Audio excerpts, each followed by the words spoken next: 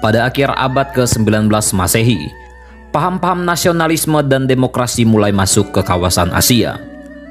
Hal tersebut menimbulkan beberapa pergolakan sosial dan politik di negara-negara Asia termasuk China. Revolusi China adalah sebuah pergolakan politik yang berusaha untuk meruntuhkan kekaisaran dinasti Manchu dan mendirikan negara demokrasi China. Revolusi China berlangsung pada awal abad ke-20 Masehi 1911 hingga 1912 Masehi. Adapun dalam buku sejarah Asia Tenggara karya Leo Agung S dijelaskan latar belakang revolusi China adalah kekalahan China dalam perang melawan Jepang pada tahun 1895, korupsi yang dilakukan oleh para petinggi dinasti Manchu, meninggalnya kaisar dinasti Manchu, penyelewengan kekuasaan oleh dinasti Manchu yang mengakibatkan kesengsaraan rakyat China, dan adanya kesadaran bangsa China untuk melakukan perubahan yang dipimpin oleh golongan cendekiawan.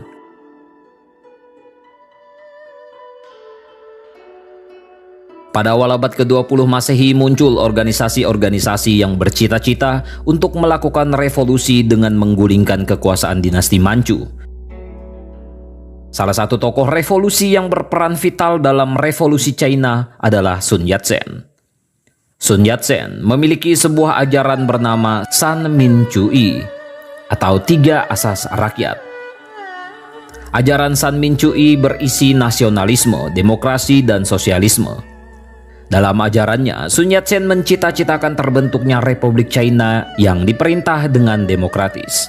Revolusi China diawali dengan pemberontakan-pemberontakan oleh kaum revolusioner. Pada 10 Oktober 1911, Li Yuanhong memimpin kaum revolusioner China untuk melakukan pertempuran di kota Wuchang. Pada 12 Oktober 1911, pasukan revolusioner mampu merebut dan menduduki 18 provinsi China. Revolusi China mampu menggulingkan dinasti Manchu pada Desember 1911. Pada Januari 1912, Sun Yat-sen diangkat menjadi presiden sementara Republik China di Nanking oleh pasukan revolusioner. Dinasti Manchu secara resmi menyerahkan kedaulatan kepada bangsa China pada 12 Februari 1912. Sun Yat-sen mengundurkan diri sebagai presiden sementara dan digantikan oleh Yuan Shikai pada 15 Februari 1912.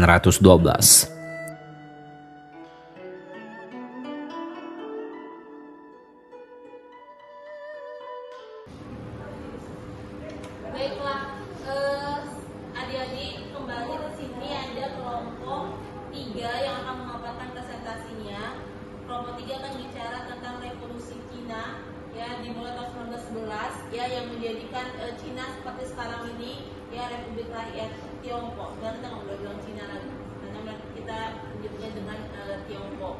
Ya mungkin kita akan dengar cerita mulai dari Sun Yat-sen ya sampai nanti pendirian Republik Rakyat Cina yang sudah berbau komunis sekarang ini. Nah, jadi silakan didengarkan adik-adik materi dari kelompok 3. Sayang sekali hanya tiga orang, sebenarnya hanya tiga pertanyaan yang akan diajukan kepada kelompok 3 ya.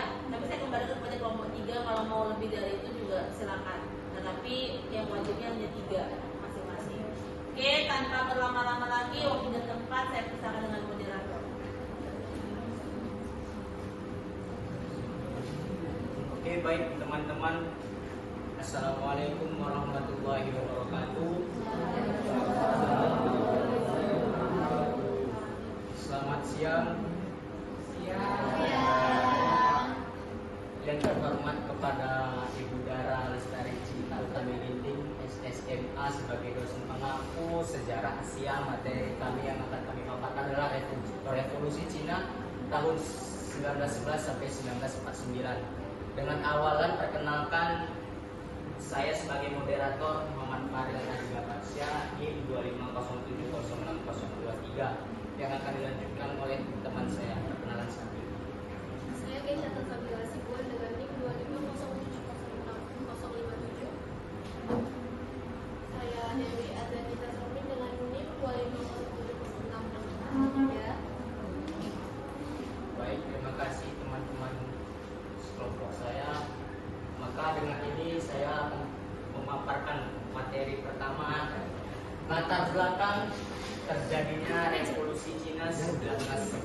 Udah. Aku jaga sini aja. Aman kan Eki? Revolusi Cina 1911 dilatar belakangi oleh akumulasi krisis panjang dalam bidang politik, ekonomi, sosial, dan budaya.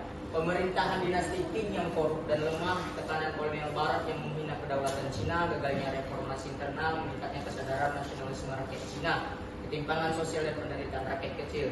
Semua faktor tersebut mendorong lahirnya revolusi Shanghai atau revolusi Cina yang sekarang 1911 sampai 1949 yang menandai akhir dari sistem kekaisaran dari dinasti Qing dan awal berdirinya Republik Cina yang seutuhnya hingga saat ini. Sebuah titik balik besar dalam sejarah modern. Runtuhnya dinasti Qing. Sebelum revolusi Cina terjadi, dilatar belakangi oleh runtuhnya dinasti Qing dengan kekalahan pada Perang Candu pertama dan kedua melawan Inggris dan Prancis. Perang Candu ini dilatar belakangi oleh pemerintahan Kekaisaran Qing yang menolak untuk Inggris yang ingin menjual candu ya, menjual candu ke kota Kanton, sehingga terjadilah namanya Perang Candu pertama. Sedangkan Perang Candu kedua itu terjadi karena perebutan wilayah Kepulauan Formosa di Taiwan. Akibat perjanjian Nanking dan Tianjin, banyak pelabuhan dibuka untuk perdagangan asing dan rakyat Cina semakin menderita. Dari situ muncul kesadaran baru di kalangan kaum terpelajar untuk melakukan modernisasi dan memperjuangkan kebangkitan bangsa melalui pemikiran nasionalis. Dan untuk memapar materi selanjutnya akan saya serahkan kepada Keisha Salsabila.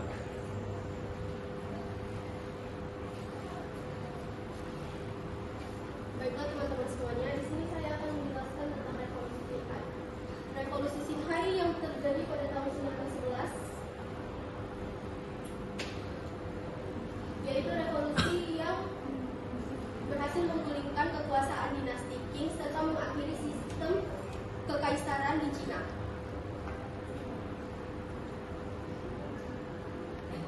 Revolusi ini dipimpin oleh Sun Yat-sen, seorang tokoh nasionalis yang memimpikan lahirnya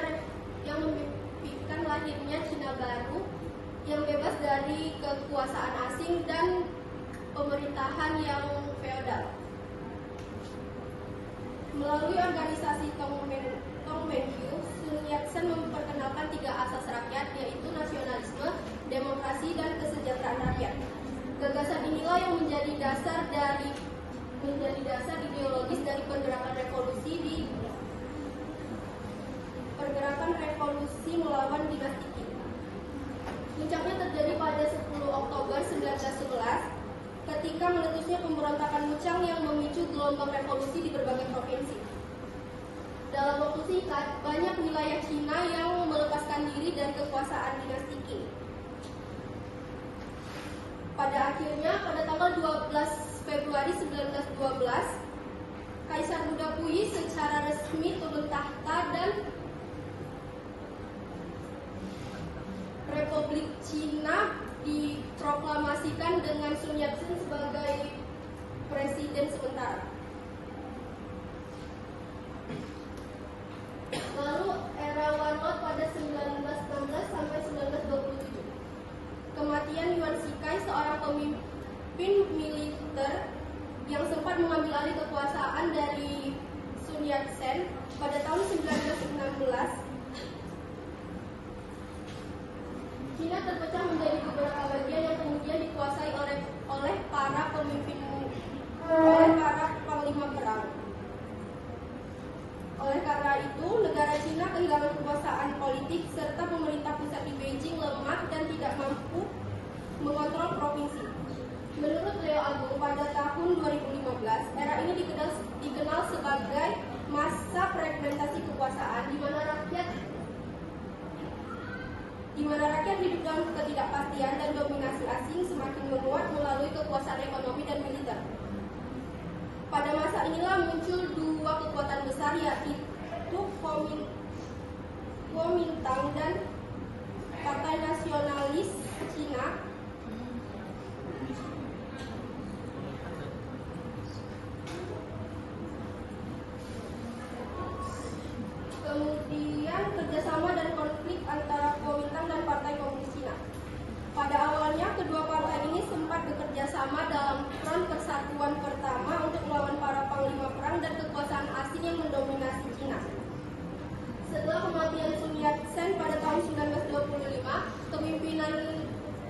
Jepang diambil oleh Chiang Kai-shek yang berhasil menyatukan sebagian besar wilayah Cina melalui ekspedisi utara pada tahun 1926 sampai 1928. Namun hubungan antara Kuomintang dan Partai Komunis Cina kemudian memburuk. Pada tahun 1927, Chiang melakukan pembersihan besar-besaran terhadap komunis di Shanghai yang memicu perang saudara antara kedua partai tersebut. Selanjutnya akan dilanjutkan oleh saya.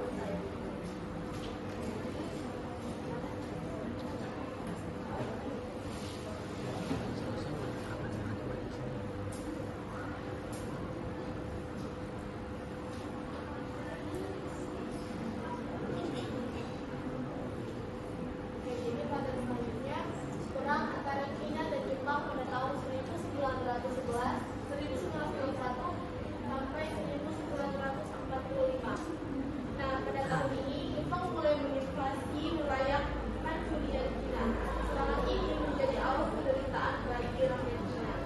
Saat itu, dua kekuatan politik utama yaitu KMT Kuomintang yang dipimpin oleh Chiang Kai-shek dan PKC atau Partai Komunis Cina yang dipimpin oleh Mao Zedong yang sempat bersatu untuk melawan penjajahan Jepang.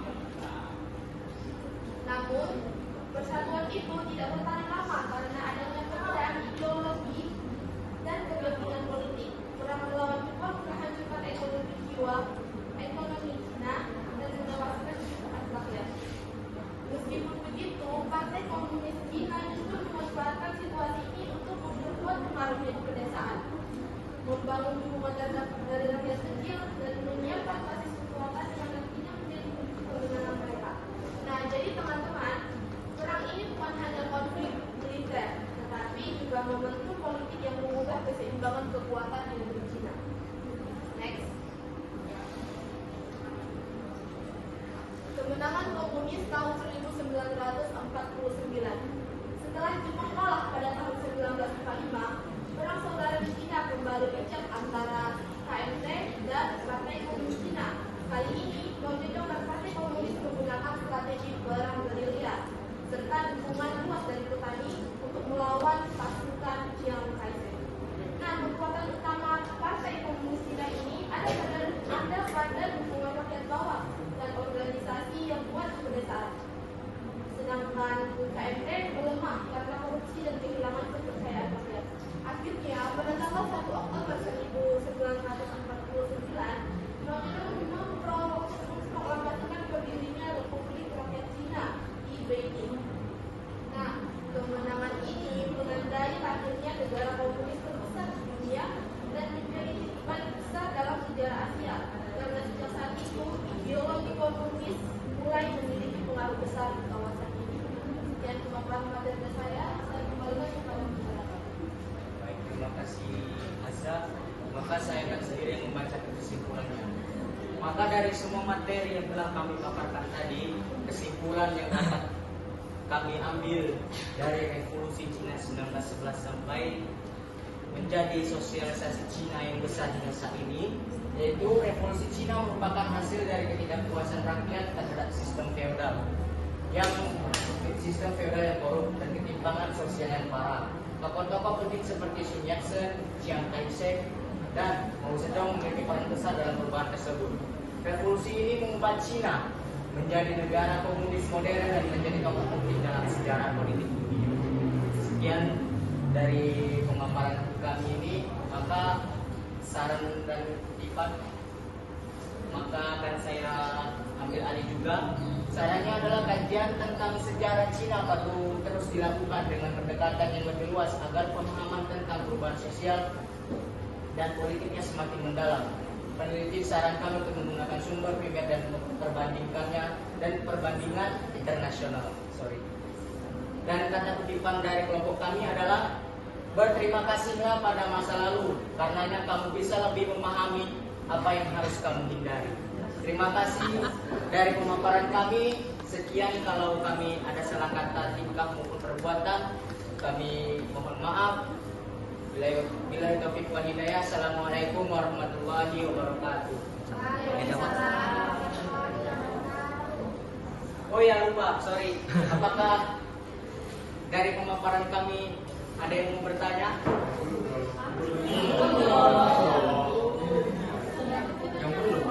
Oke, turun dulu tangannya, turun dulu tangannya.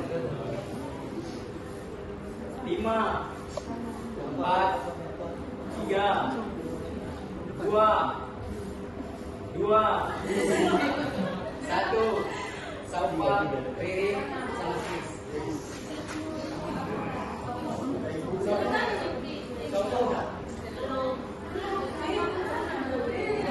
Siapa pertama? Siapa pertama? Yang pertama. Siapa? Yang lain.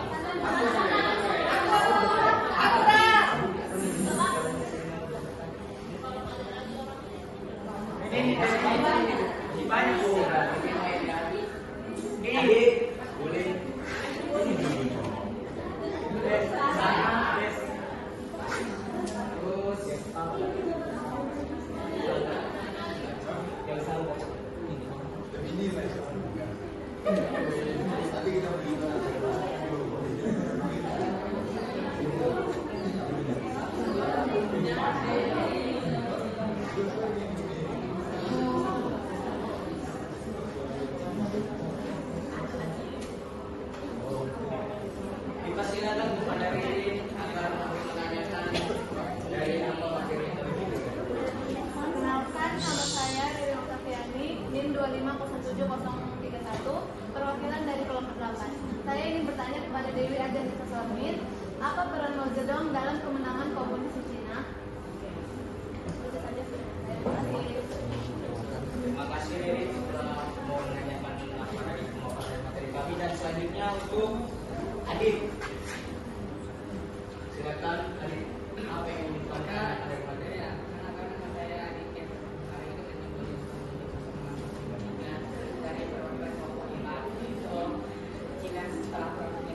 Ini saya ingin bertanya, mengapa banyak pelabuhan dibuka untuk perdagangan asing setelah perjanjian-perjanjian tersebut? Memang apa sih isi dari perjanjian Nanking San Tianjin itu? Terima kasih. Nanti pertanyaannya yang bertanya kirimkan dari siapa? Tanya ke Asia. Dan untuk terima kasih kepada Adit yang telah mau bertanya untuk materi kami kali ini, dan selanjutnya kepada sana. Ya, tanyakanlah. Berdiri. Berdiri. Jangan berdiri.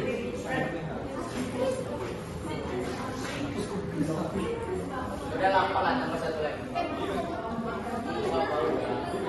Kasihan kita tadi dan Juga Rina yang bertanya.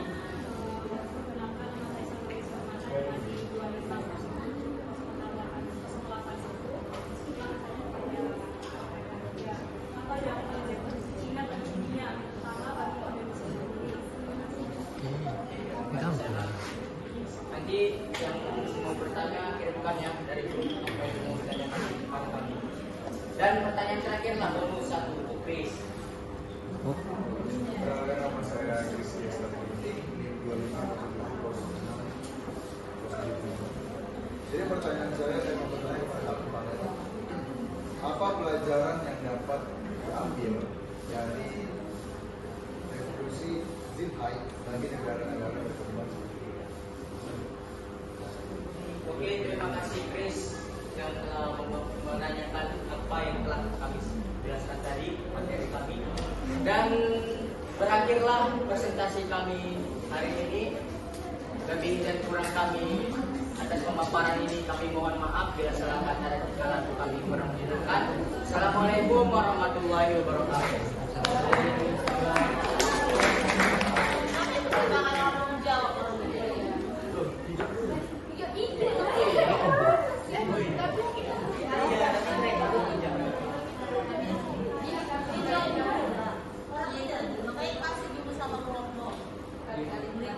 Oh, kami Oke, maaf.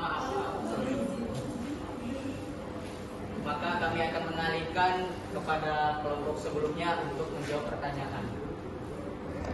Diajukan oleh Ririn, akan dijawab oleh Azri. Terima kasih.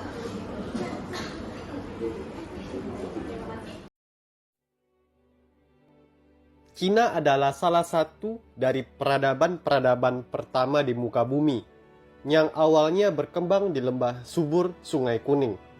Sepanjang sejarahnya, Cina telah menjadi kekuatan ekonomi dan politik utama di belahan bumi timur. Telah lama Cina dipimpin oleh kaisar dengan dinasti-dinasti mereka.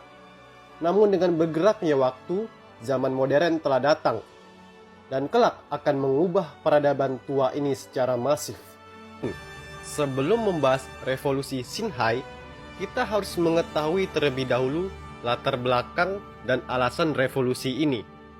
Dinasti Qing yang didirikan oleh orang Manchu telah lama berkuasa di Cina.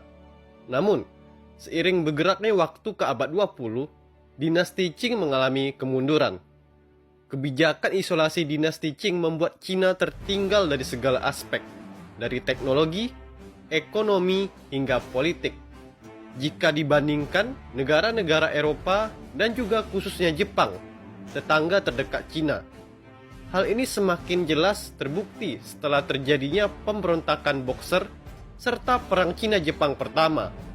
Upaya modernisasi sudah dilakukan, namun gagal dan terlambat. Singkatnya, Cina payah dan menyedihkan. Kemunduran yang dialami dinasti Qing ini mendorong lahirnya semangat revolusi dari masyarakat etnis Han sendiri. Dan salah satu tokoh politik terpenting era Cina modern, yakni Dr. Sun Yat-sen, menjadi motor penggerak gerakan revolusi tersebut. Sun Yat-sen telah diasingkan berkali-kali oleh dinasti Qing akibat gerakan revolusinya. Namun, tanpa kehabisan akal dan semangat, Sun Yat-sen tetap berjuang dengan cara menggalang dana dari luar negeri untuk membiayai pemberontakan bersenjata di Cina daratan. Pemberontakan demi pemberontakan terjadi, hingga akhirnya pada tahun 1911, revolusi Xinhai terjadi. Dan dengan demikian, kaisar terakhir Cina, yakni Puyi, turun tahta melalui desakan Yuan Shikai, seorang jenderal berpengaruh dari dinasti Qing, yang telah mengadakan negosiasi dengan kaum revolusi. Hal ini menandai berakhirnya rantai kekuasaan kaisar selama 2000 tahun lebih di Cina. Perlu diketahui bahwa sebelum Kaisar Puyi turun tahta, kubu revolusi telah mendirikan pemerintahannya sendiri dan melantik Sun Yat-sen sebagai presiden pertama Republik Cina. Tetapi, karena perundingan dengan Yuan Shikai, di mana posisi presiden akan diberikan kepadanya, jika dia dapat mendesak Kaisar Puyi turun tahta, membuat Sun Yat-sen dengan besar hati mundur dari jabatan presidennya dan memberikan jabatan ini kepada Yuan Shikai, menjadikan dirinya sebagai presiden kedua Republik Cina. Ya, sayangnya, Yuan Shikai bukanlah seorang pemimpin dengan prinsip demokratis, melainkan seorang diktator militer.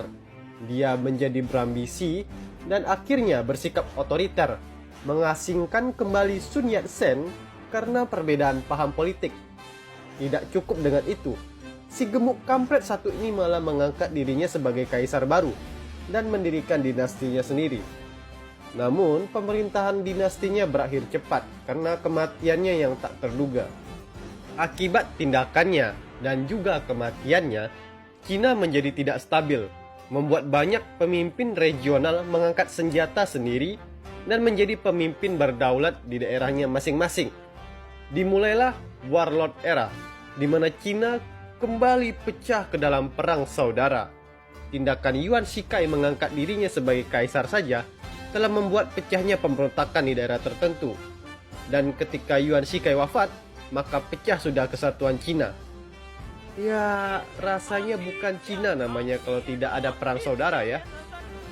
Melihat kekacauan ini, Sun Yat-sen kembali lagi ke Cina dan membentuk pemerintahan militer dengan kota Guangzhou sebagai basis operasinya. Kubu yang didirikan oleh Sun Yat-sen ini kelak kita kenal dengan nama Kuomintang, yang masih sekarang berdiri sebagai partai politik di Taiwan. Tapi nanti saja kita bahas perihal Taiwan. Sun Yat-sen sekarang berencana untuk menyatukan kembali Cina yang sudah terpecah tak karuan. Dan uniknya, Sun Yat-sen menjalin hubungan yang baik dengan kubu Partai Komunis Cina, membentuk aliansi dengan mereka. Ya, untuk menghemat kata-kata, Partai Komunis Cina saya singkat menjadi PKC saja. Aliansi Kuomintang dan PKC sekarang berkampanye militer untuk menaklukkan Cina Utara dan menguasai kembali Beijing untuk mempersatukan kembali Cina. Namun, sangat disayangkan, Sun Yat-sen meninggal pada tahun 1925. Walau beliau telah wafat, semangatnya untuk mempersatukan negerinya terus berlanjut. Dan suatu hal yang menyedihkan, bahwa beliau tidak tahu bahwa persatuan Cina yang dia perjuangkan masih belum terwujud hingga kini. Dengan meninggalnya Sun Yat-sen, Kuomintang sekarang dipimpin oleh Jenderal Chiang Kai-shek. Seiring berjalannya waktu dan kemenangan militer yang diraih Kuomintang dan PKC, Chiang Kai-shek mulai tidak suka dengan kubu komunis. Dia takut bahwa banyak rakyat Cina kelak akan terpengaruh oleh paham komunis dan lebih mendukung PKC daripada Kuomintang.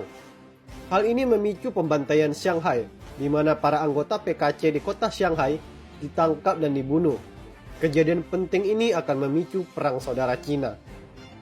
PKC yang waktu itu tidak memiliki perlengkapan yang memadai dan juga terkepung oleh pasukan Kuomintang, terpaksa mundur dan memindahkan basis kekuatan mereka dari selatan menuju utara Cina dengan menempuh jarak kurang lebih 9.000 km. Peristiwa ini dikenal dengan nama Long March dalam sejarah Cina. Dan tidak lupa salah satu tokoh karismatik terkenal dari PKC pada masa ini, yaitu Mao Zedong, yang perlu Anda ingat namanya, menjadi pemimpin Long March ini. Baik. Cina dikuasai para jenderal militer, Kuomintang dan PKC saling sibuk membunuh satu sama lain, jumlah sipil yang tewas sudah mencapai jutaan. Ya, Cina sekarang sudah seperti zona battle royale. Rasanya keadaan tidak akan memburuk, bukan?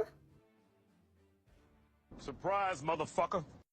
And oh yeah guys, sekarang Jepang akan datang dan memperparah keadaan. Kekaisaran Jepang menginvasi Cina yang sedang kacau, dipicu dari sebuah konflik bersenjata yang dikenal dengan nama Insiden Jembatan Marco Polo. Kejadian ini menjadi awal dari Perang Cina-Jepang kedua, yang juga termasuk dalam konflik Perang Dunia Kedua. Pasukan Jepang yang disiplin dan didukung perlengkapan yang jauh lebih modern bukanlah tandingan untuk tentara Cina. Hal ini mendorong kubu Kuomintang dan PKC melakukan gencatan senjata dan bersatu untuk bersama-sama melawan agresi Jepang. Dan ya, berjalannya waktu membuat Jepang yang tampaknya terlalu percaya diri menyatakan perang kepada Amerika. Dan kita semua tahu kan guys, bagaimana endingnya?